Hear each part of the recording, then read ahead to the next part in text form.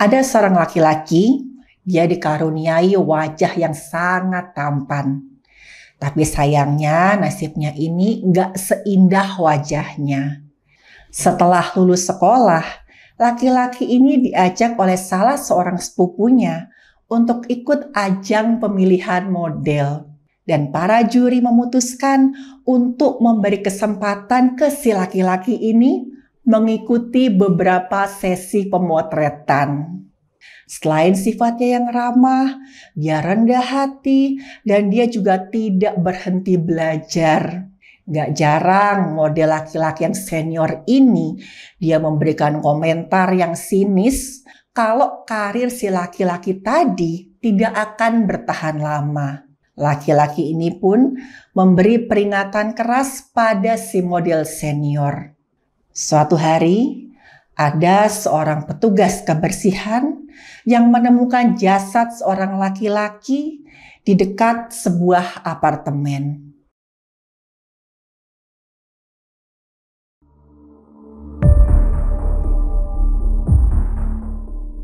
Halo, saya Dr. Stefani.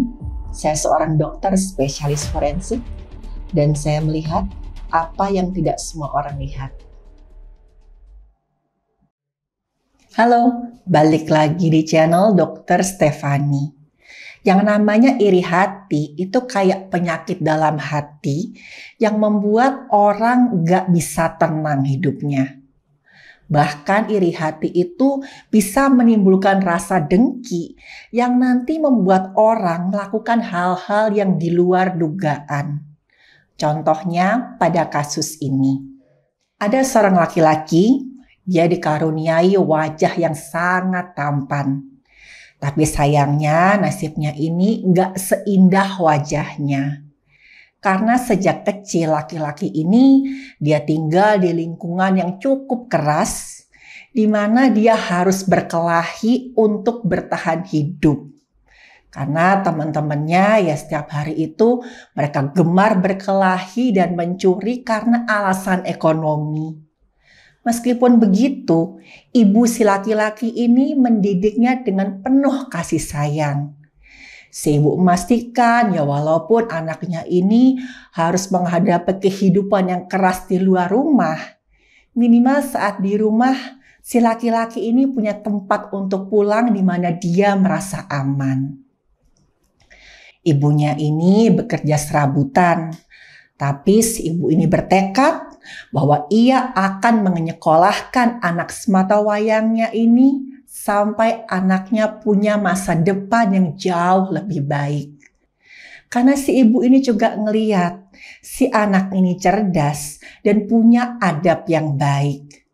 Kalaupun si anak ini beberapa kali terlibat perkelahian, itu karena terpaksa. Si ibu ini berhasil menyekolahkan anaknya di sekolah yang cukup baik, yang letaknya cukup jauh dari lingkungan rumah. Tapi di sekolahnya, karena teman-temannya ini tahu di mana anak laki-laki ini tinggal, mereka menganggap si anak laki-laki ini berandalan dan seringkali dia mendapat perlakuan diskriminatif. Tapi di sisi lain, karena si anak laki-laki ini terkenal jago berkelahi, maka kelompok anak-anak berandalan yang ada di sekolah itu semuanya menerima si anak laki-laki ini dengan bangga. Mereka menganggap si anak laki-laki ini bisa menjadi pentolan di kelompok mereka. Sampai suatu hari, si anak laki-laki ini dan teman-temannya mereka tertangkap saat sedang mencuri di sebuah minimarket. Ya sebenarnya si anak laki-laki ini dia tuh sama sekali nggak mau mencuri. Tapi saat itu dia lihat kalau ibunya itu sedang kesulitan keuangan. Karena itu waktu diajak mencuri, anak laki-laki ini mencuri makanan dengan niat untuk membantu ibunya. Dan waktu dia tertangkap oleh penjaga toko, dia sangat ketakutan. Lebih-lebih waktu penjaga tokonya ini menyerahkan mereka semua ke polisi. Waktu ibunya ini datang ke kantor polisi, anak ini sudah takut tapi juga pasrah. Dia mengira setelah ini ibunya akan mengusirnya dari rumah karena sudah mencoreng nama baik keluarga. Tapi ternyata tidak. Ibunya walau dengan wajah sedih berkata dengan nada lembut, "Bagaimanapun kamu tetap anak ibu. Rasa sayang ibu gak akan berubah ke kamu. Ibu yakin sebenarnya kamu punya hati yang baik." Dan itulah titik balik kehidupan si laki-laki ini. Sejak hari itu, si laki-laki berusaha memperbaiki hidupnya. Pelan-pelan dia mulai mengurangi waktunya untuk kumpul-kumpul bersama anak-anak berandalan tadi, dan dia fokus belajar dengan tekun di sekolah. Dia juga bekerja paruh waktu, dan upah yang dia dapat, dia tabung, lalu sedikit-sedikit dia pakai untuk membantu ibunya. Setelah lulus sekolah, laki-laki ini diajak oleh salah seorang sepupunya untuk ikut ajang pemilihan model.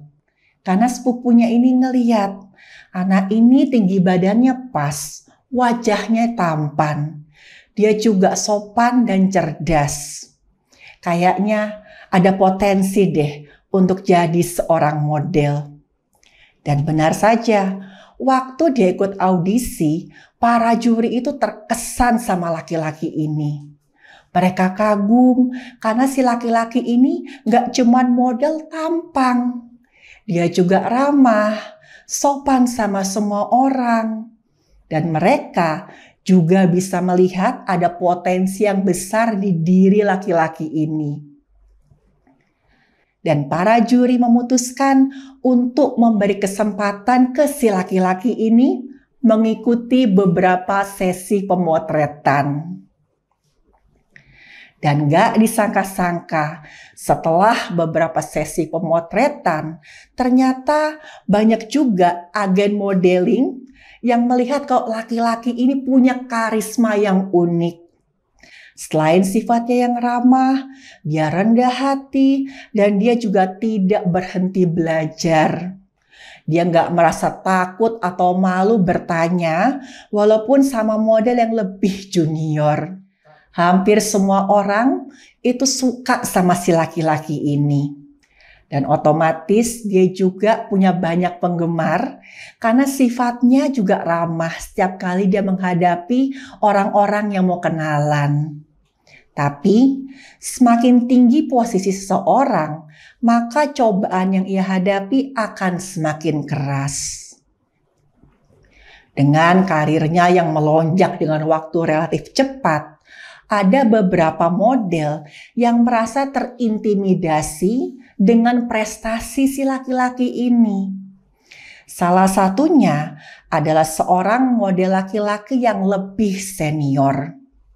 Gak jarang model laki-laki yang senior ini dia memberikan komentar yang sinis dan bahkan dia menjamin kalau karir si laki-laki tadi tidak akan bertahan lama. Dia pernah bilang, "Saya sering lihat kok model laki-laki yang melonjak karirnya dengan cepat, lalu ya setelah itu terlupakan begitu saja."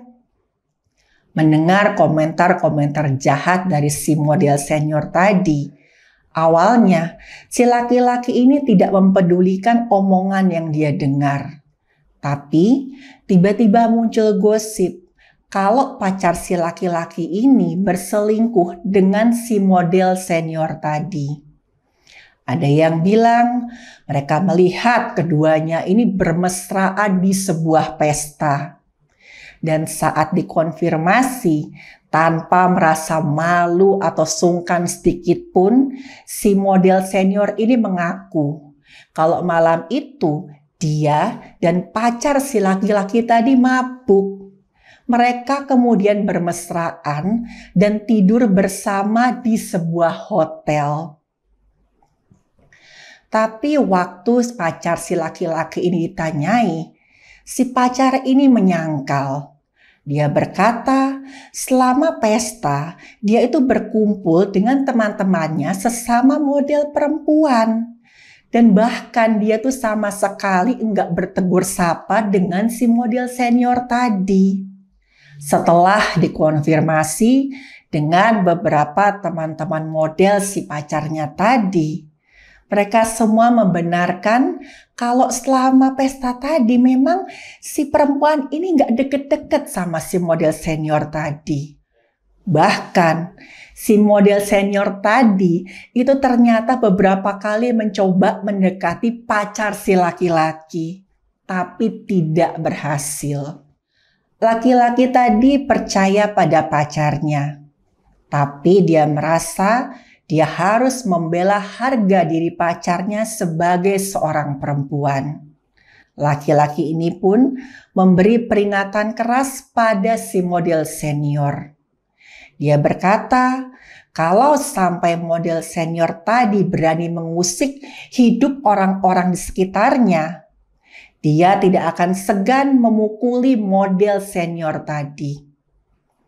Tapi setelah itu, si laki-laki ini sadar kalau dia hanya terbawa emosi dan dia nggak boleh memberikan ancaman seperti itu.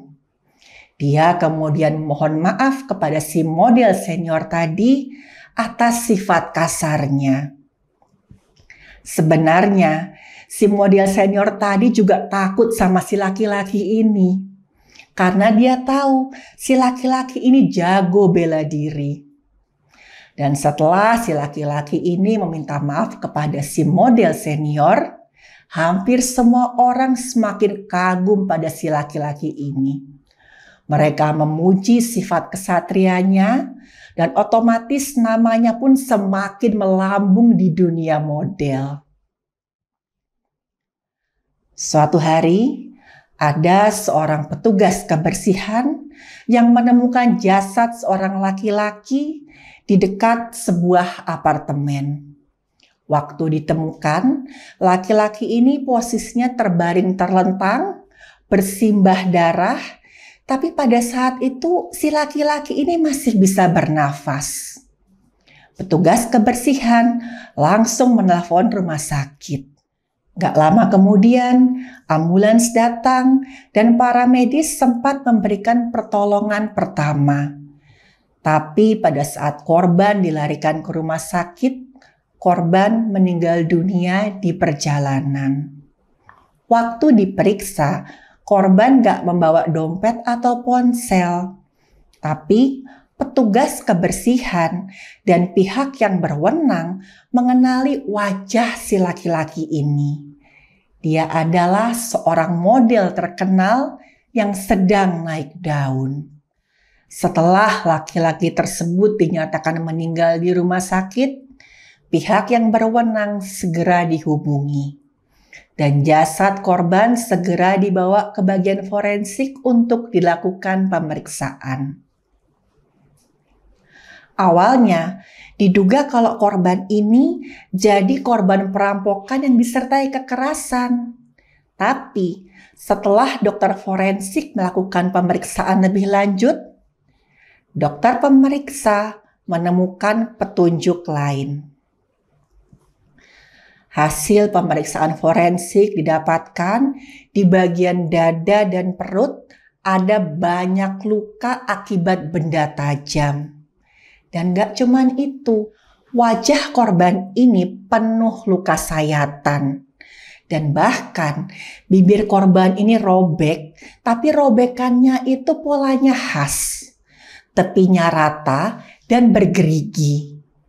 Ini menunjukkan kalau pelakunya itu menyayat-nyayat bibirnya korban dari ujung sampai ke pipi. Hidung korban itu juga nyaris gak berbentuk. Karena siapapun pelakunya itu mencoba memotong dengan benda tajam sampai berkali-kali dan hidung korban sampai hancur. Padahal di kasus perampokan biasa, itu pelaku biasanya akan merasa cukup kalau berhasil melumpuhkan korban sampai tidak bisa melawan. Tapi saat dilihat, luka-luka di tubuh korban ini menunjukkan kekerasan di mana si pelakunya ini tuh dipenuhi rasa benci dan marah yang luar biasa. Dan dari pemeriksaan dokter forensik dapat disimpulkan kalau ini bukan kasus perampokan biasa. Pada saat dilakukan otopsi, didapatkan lambung dan usus besar korban juga robek. Robekannya bertepi rata dan compang-camping memanjang dari sisi kiri ke kanan perut. Ini menunjukkan kalau pelakunya itu gerakannya seakan-akan itu menggorok di bagian perut. Tapi luka yang fatal adalah luka tusuk yang mengenai bagian hati. Karena organ hati itu termasuk organ yang banyak pembuluh darahnya. Dan cedera sedikit saja pada jaringan hati bisa menyebabkan perdarahan yang hebat. Dan pada perut korban didapatkan darah dalam jumlah yang sangat banyak. Dan keterangan dari dokter yang memeriksa korban akhirnya membantu pihak yang berwenang untuk mencari siapa pelakunya. Pada saat dilakukan penyidikan di sekitar TKP, pihak yang berwenang menemukan ponsel dan dompetnya korban di dalam tong sampah besar yang letaknya tidak jauh dari tempat korban ditemukan. Dan anehnya, waktu dompetnya diperiksa, uang dan beberapa kartu kredit yang ada di dompet korban masih utuh. Dan saat ponsel korban itu diperiksa, pihak yang berwenang menemukan sidik jari pelaku yang akhirnya mengungkap siapa yang tega berbuat sedemikian keji pada korban. Pelakunya adalah seorang model laki-laki senior yang selama ini memendam rasa iri terhadap korban. Model senior itu adalah orang yang tadi sebelumnya saya ceritakan memfitnah pacarnya korban. Pelaku berhasil ditangkap di tempat tinggalnya. Dan saat ditanyai oleh pihak yang berwenang, pelaku pun mengakui semua perbuatannya. Menurut keterangan pelaku, malam itu ia menghadiri acara peragaan busana sebuah lini pakaian milik seorang perancang busana ternama. Pelaku dan korban sama-sama menjadi model peraga busana di acara tersebut. Pelaku mengaku sebenarnya saat itu hubungannya dengan korban sudah membaik. Tapi pelaku masih memendam rasa kesal dan juga dendam pada korban. Meskipun begitu, mereka sudah bisa mengobrol santai di sela-sela kesibukan mereka selama acara. Sampai di acara puncak, ternyata si perancang busana ini sudah menyiapkan satu acara kejutan. Si perancang busana akan mengumumkan siapa wajah baru untuk lini busananya. Awalnya, pelaku mengira dia yang akan terpilih karena dia sudah bekerja sama cukup lama dengan si perancang busana ini. Tapi saat diumumkan, ternyata yang terpilih adalah korban. Saat itu, pelaku merasa sangat kecewa dan marah pada korban. Pelaku melampiaskan marahnya dengan minum minuman keras. Dan itu membuat pelaku semakin tidak bisa berpikir jernih. Kata pelaku, saat korban diminta untuk memberikan pidato singkat, sebenarnya korban ini sempat mengucapkan terima kasih pada pelaku sebagai model senior yang beberapa kali memberikan pelajaran untuk si korban. Tapi saat itu pelaku mendengarnya seperti sindiran dan ejekan. Sampai setelah acara selesai, korban kemudian pulang. Dan saat itu diam-diam pelaku membuntuti korban. Kebetulan korban ini tinggal tidak jauh dari lokasi acara. Jadi korban bisa pulang dengan jalan kaki. Saat korban sudah sampai di dekat tempat tinggalnya, saat itulah pelaku melancarkan aksinya. Dengan penuh kemarahan, pelaku memecahkan botol minuman keras di tangannya dan ia menggunakan botol tersebut untuk menyerang korban. Pelaku mengatakan saat itu korban sempat melawan. Walaupun korban sudah dalam keadaan terluka cukup parah. Korban sempat menghantam hidung pelaku dengan pukulan, sampai akhirnya pelaku berhasil melumpuhkan korban dengan cara menusuk perut korban menggunakan bagian tajam dari pecahan botol minuman. Pelaku berkata, ia ingat setelah itu dia melihat korban terbaring bersimbah darah sambil memegangi perutnya. Pelaku merasa belum puas. Pelaku menendang wajah korban dan kembali menghantamkan pecahan botol tadi ke wajahnya korban. Karena saat itu, saat pelaku melihat wajah korban, marahnya pelaku semakin menjadi-jadi. Dia merasa wajah inilah yang sudah merebut mimpinya. Saat korban masih bernafas, walaupun saat itu korban sudah dalam kondisi setengah sadar, pelaku menyeret tubuh korban dan memasukkan korban ke dalam mobilnya. Dan di dalam mobil pelaku menyiksa korban habis-habisan. Ia menyayat-nyayat wajah korban dengan penuh kebencian. Pihak yang berwenang langsung melakukan pemeriksaan ke mobil pelaku. Dan benar saja, di dalam mobil pelaku ada banyak sekali bercak darah. Dan setelah DNA dari bercak darah itu diperiksa, DNA-nya sesuai dengan DNA korban. Dan pelaku pun didakwa dengan tuduhan pembunuhan berencana dan dijatuhi hukuman seumur hidup. Dari kasus tadi kita bisa belajar kalau kita menuruti iri hati, pada akhirnya kita akan hancur. Memang kalau kita merasa iri melihat kesuksesan orang lain, itu wajar. Tapi kita harus tahu bagaimana kita menyikapi rasa iri hati itu.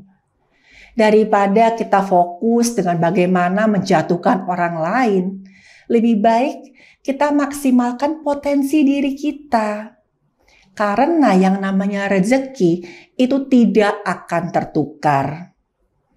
Dan kalau seseorang tetap menuruti rasa iri hatinya, ia akan mengalami di mana kalau dia kalah, dia akan menjadi abu, dan kalau dia menang, dia akan menjadi arang. Sekian episode kali ini, sampai ketemu di episode berikutnya.